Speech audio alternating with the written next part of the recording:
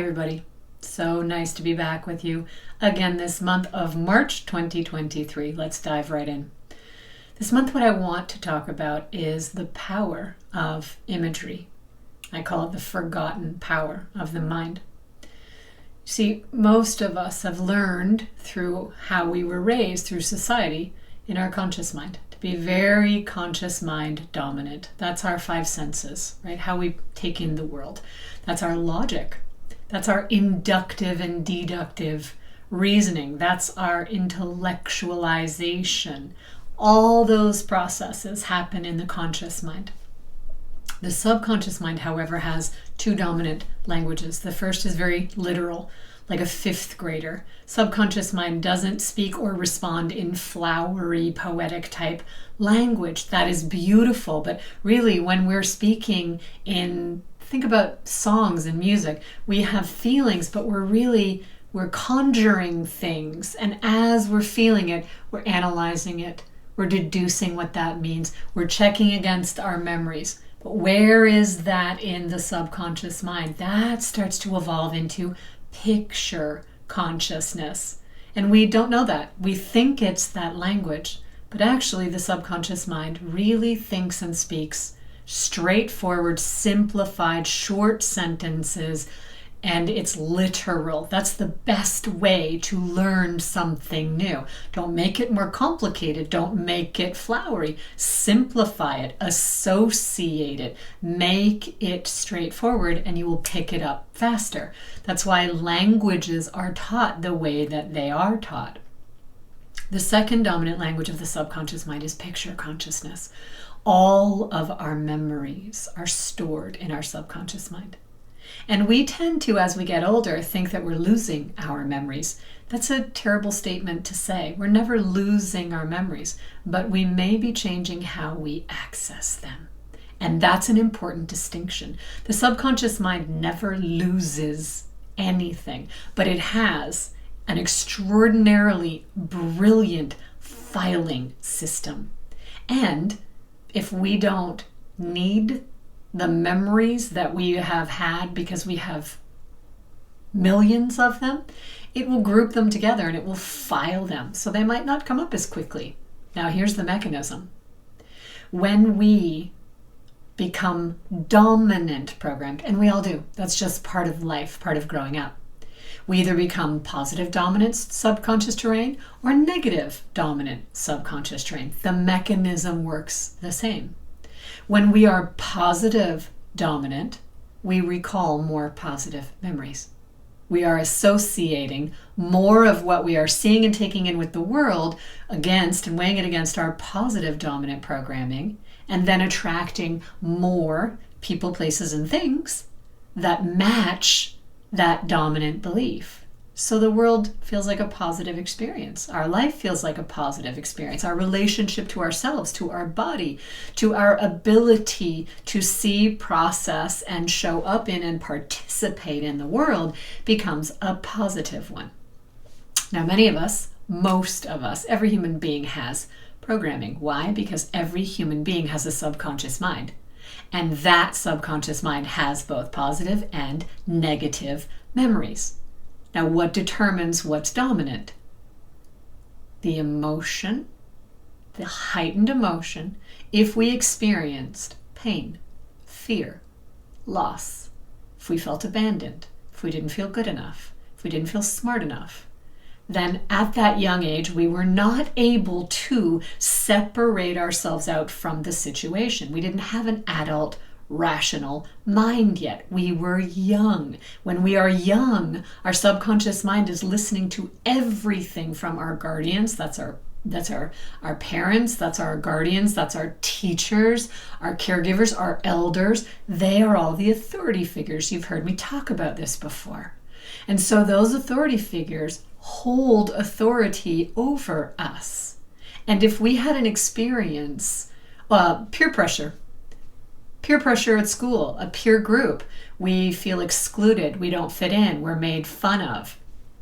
I still remember, as soon as I say that, this is how fast my mind works. Immediately took me back to grade 4, where I was in ballet and not in pottery.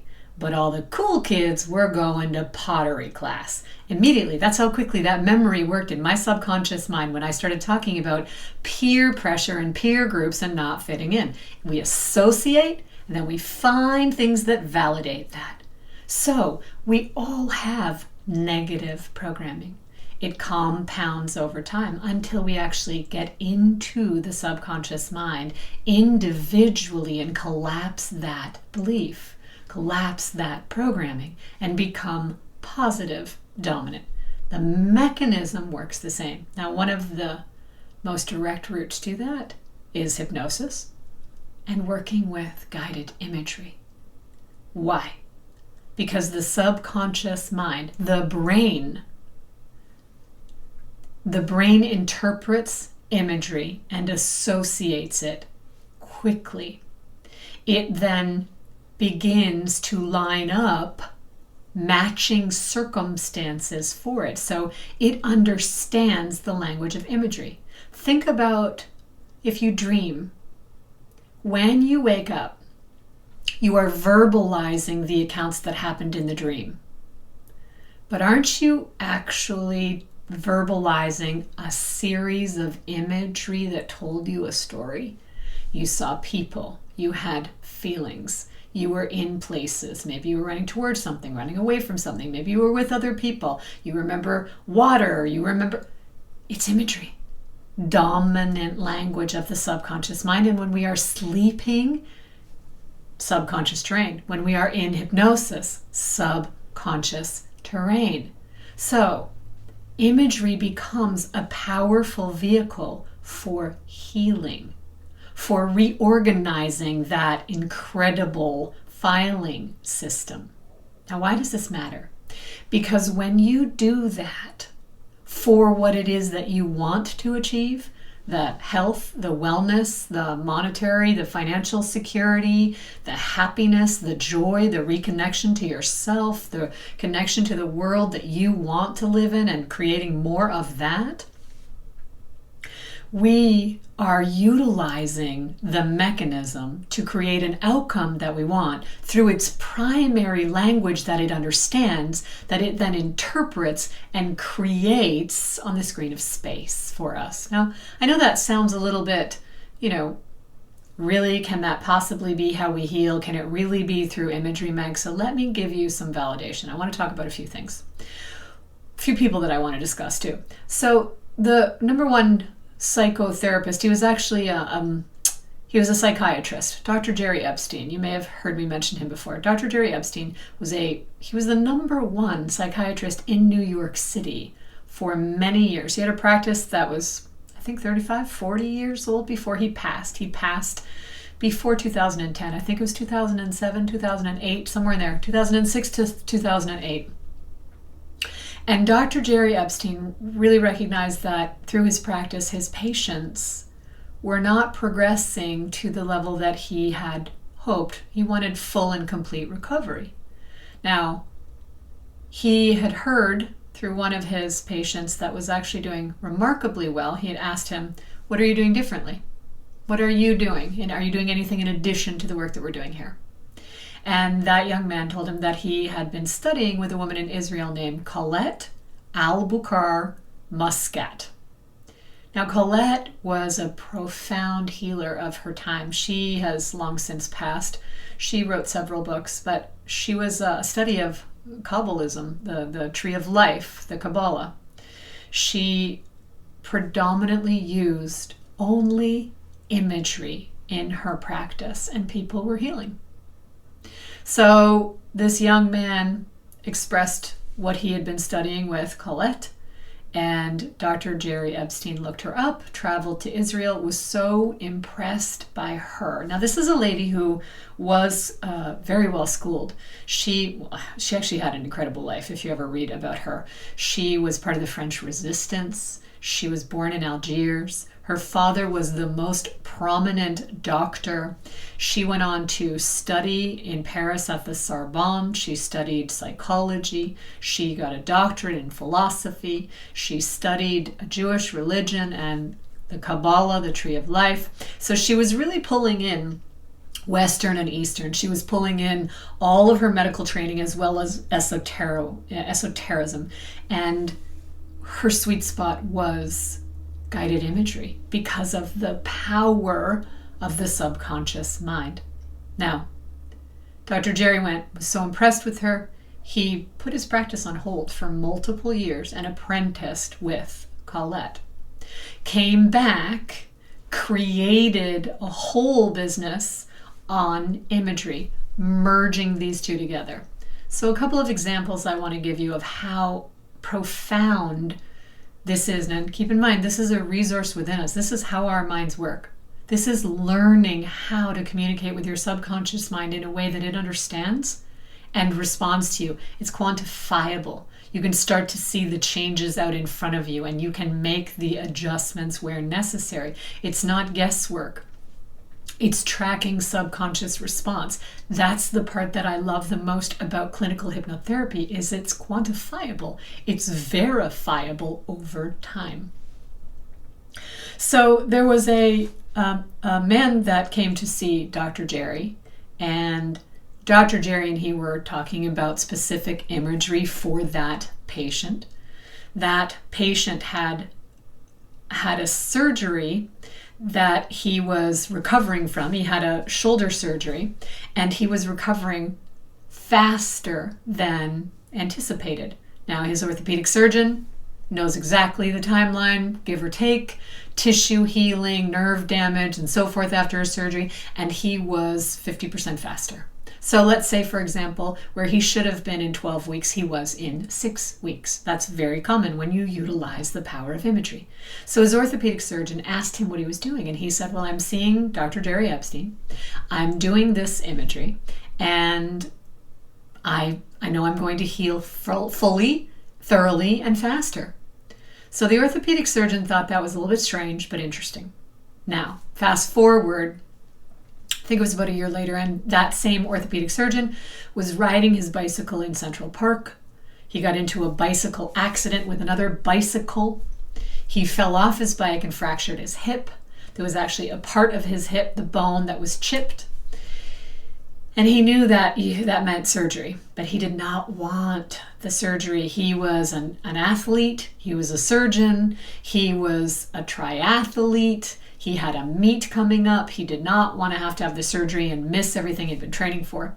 So he went to see Dr. Jerry. He contacted his patient and said that you were the one that was talking about imagery. You were healing faster. What were you doing? Who were you doing it with? Called up Dr. Jerry. Dr. Jerry started coming to see him in the hospital twice a week.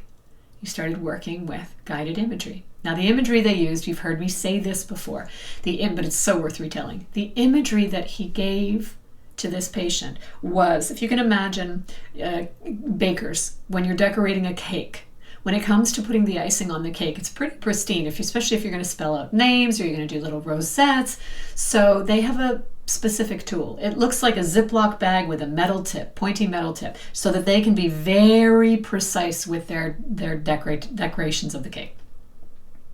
So Dr. Jerry told the orthopedic surgeon to imagine, so imagination, guided imagery, subconscious mind, imagine taking this tool and pouring in, have it filled up with this white, cloudy liquid, and you're squeezing it in to where the hip fracture is, filling it in with new bone. That was the imagery that he gave him. And so the orthopedic surgeon did this multiple times a day. Subconscious mind learned through repetition. Multiple times a day, over several weeks. The orthopedic surgeon saw his orthopedic surgeon, got his updated x-rays, and on the x-ray showed this cloudy white film in the place where the hip and the piece of hip had been fractured. The orthopedic surgeon said to the patient, "Is that new bone growing?" And the patient, who was also an orthopedic surgeon, the one with the hip fracture, just smiled from ear to ear and thought, this really works. Now, what happened? He did not require the surgery. He was back on his bike within 5 weeks, and he was riding 30 miles a day. Now that's ridiculous. Normally it's 6 weeks before we heal the tissue alone. Now obviously he was in impeccable shape. He was an athlete, so that's much faster than normal. But it's about the possibility here. It's about the power of the forgotten imagery and how that is the superpower of the subconscious mind. So I've worked with people. I worked with a lady who, during our sessions, fell and fractured her wrist. And so we detoured from what we were working on and did some healing work, brought in some guided imagery. She went back, saw her surgeon, got her x-rays, and she was 6 weeks ahead of schedule with her healing, and everything was healing perfectly. She already had full movement of her hand back. That was not normal. Normally that takes much longer. So subconscious mind takes instruction. Through imagery, it responds in a very straightforward way. Now why? Because we believe it can. Because we don't have long tails compounded over decades to block us from allowing, hear the word, allowing that to happen. We have nothing in the way. In fact, if I told you right now to just close your eyes, just close your eyes and take a deep breath in and exhale. Now I want you to imagine walking into your kitchen and opening up your fridge. And you see a bright yellow lemon in the fridge. And you take it out. And you put it on the counter, or maybe the countertop. And you get a knife. And you slice down the center of this bright yellow lemon. It's cold. It's juicy. I want you to imagine picking up that half a lemon, one half, and bring it up under your nose and smell that cold, juicy lemon. And now I want you to imagine taking a bite out of that cold, juicy lemon. Feel that juice on your face. Maybe a little is dripping on your chin. And taste the sour juice of that lemon. You can open your eyes now. Did your mouth create saliva? Mine did. Because your subconscious mind doesn't know the difference. It doesn't discern between fact and fantasy. Whether you're actually biting into a lemon or whether you're just thinking about it and making that visualization so vivid and real. So what happens? Subconscious mind is now given the information from a dissociation-making mechanism in the brain that operates at the conscious level. It happens in a millisecond. We're eating a fresh lemon. We're sensing the lemon. Immediately, enzymes are created because your subconscious mind governs your body. Hear it, governs your body. So immediately, that lemon juice, if we swallow it, becomes very acidic in the stomach. So immediately, subconscious mind knows we're biting into a lemon, sends enzymes through the salivary glands to mix with that lemon juice so that it's not as acidic when it gets to the stomach. Body response happens like that. It's no different if you're doing imagery about healing. And you have no belief system that says, well, I don't deserve a lemon. I'm certainly not good enough. Life is really expensive and I can't afford lemons, and it's everybody else's fault. And you know what? I just don't get to buy lemons at the supermarket. We don't have anything in the way. We don't have any programming that we have determined is a truth for us when really it's not a truth. It's a false belief that became an identity. You hear the difference? So if we're not manifesting the house, the money, the partner, the health, the body awareness, the love, the happiness, the positivity. Is it what's going on out there? No. That just continues to compound it. It's not negating that a lot of things are happening in the world. Of course, we all have eyes, we see that. But how it affects us personally all day, every day, is contingent on what we believe. And we, through that power of the subconscious mind, through its capabilities and skills, we can heal ourselves. We can line up with opportunities. We can change our financial situation. We can heal our bodies. We can have positive experiences in life and draw like-minded others to us, creating more and more relationships and more unity consciousness. That is all within our range of ability, and you don't need the world to change to do that. You need to change to do that. Is that making sense? So the imagery. I was working with a client just a week ago, and she gave me permission to share this. This was extraordinary. We were working on something else entirely, but when she came to the session, she was visibly not well. She did not want to cancel the session, but she was not feeling well. So when she explained what was happening, she was in a deep fibromyalgia flare and a diverticulitis flare. And if you know what diverticulitis is, that is extraordinarily painful. That is pockets within the intestinal wall. Now imagine food or particles getting stuck there because they're flaring up, they're inflamed, things aren't passing through as easily, and it's like scraping on a raw wound. It's very painful. Fibromyalgia is very debilitating. The brain fog that comes with it, the joint pain that comes with it. So she was visibly unwell. So we immediately got to work with locating the trigger, locating what set it off, the pattern. We have to do some work around that, which we did. But we also brought in imagery. Imagery specifically for those conditions and that flare. And by the time we finished the session, she didn't have any more pain. And she develops sores on her lower back from the fibromyalgia, and these sores, they drain, so they leak. So we did some imagery work for that specifically as well. And she wrote me a testimonial just 1 week later. They never drained again. They completed in the session, and she never had pain after that. Now, why is that? We're doing something, magical? Well, yes, but it's knowing how the subconscious mind responds. So you have to understand what your beliefs are. You have to understand what your triggers are. You have to do some work around that. And then you bring in the imagery. And the subconscious mind just accepts it. If you're in a deep state of hypnosis, you have access to the subconscious mind. And the subconscious mind just accepts the imagery and governs the body. So in the same way that you make enzymes in your mouth from your salivary glands because you imagine eating a lemon, is the same way that you're putting a salve on the sores and you're clearing the intestines. It just accepts it, governs over the body.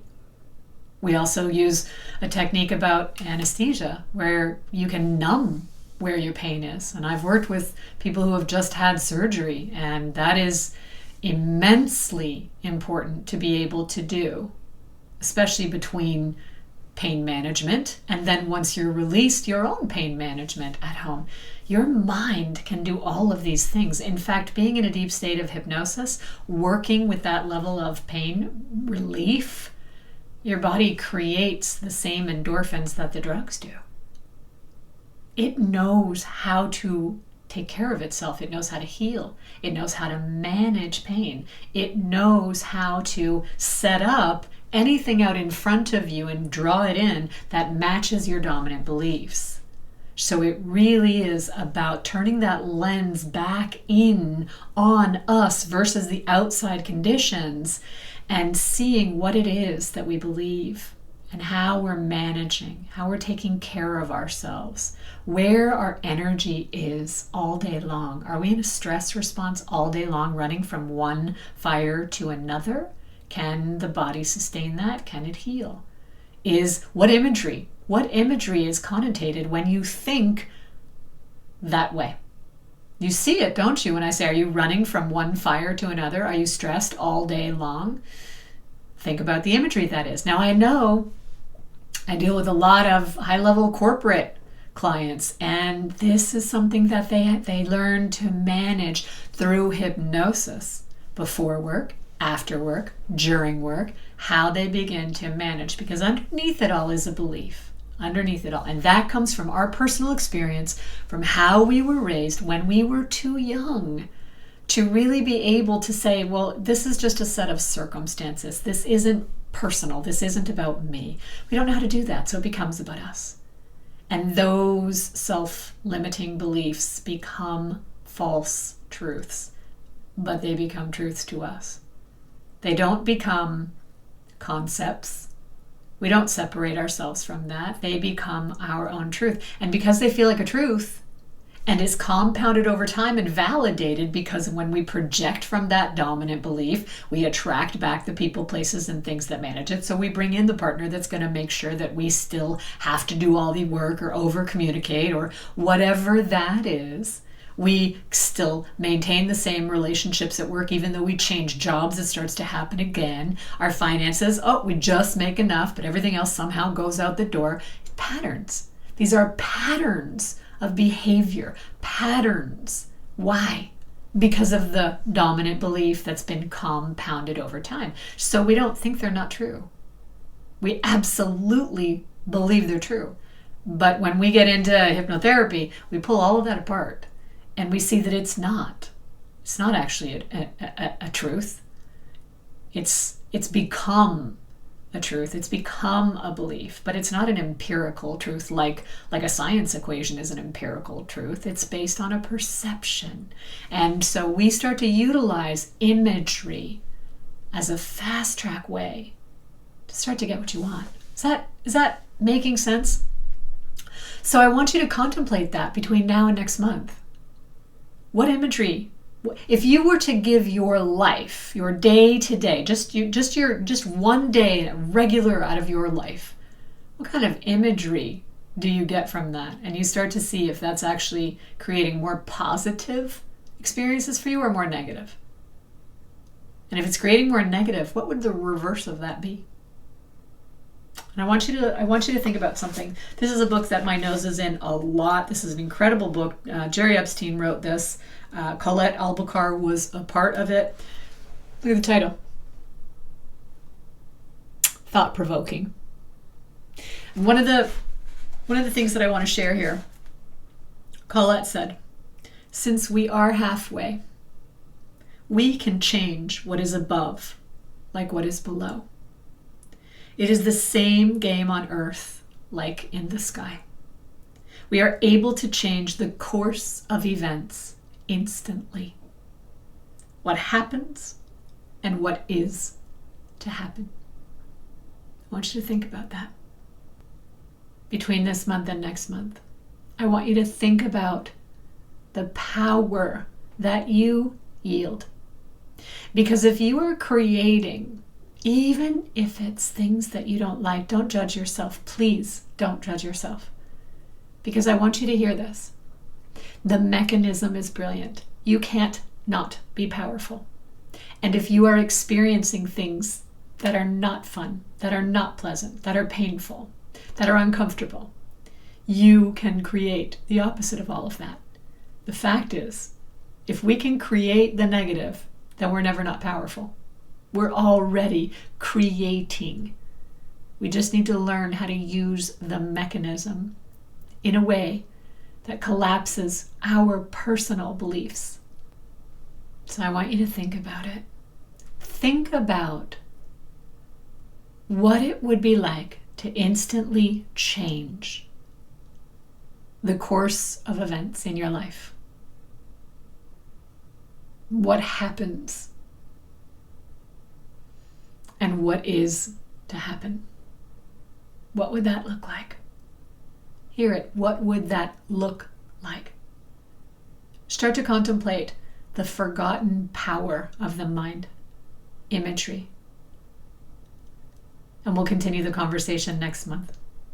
So I'll turn it back to you in the studio. I will say thank you to everyone, as always, for allowing me to do this segment every month, for welcoming me in. I appreciate your emails. I read everything that comes to me. Thank you for your feedback.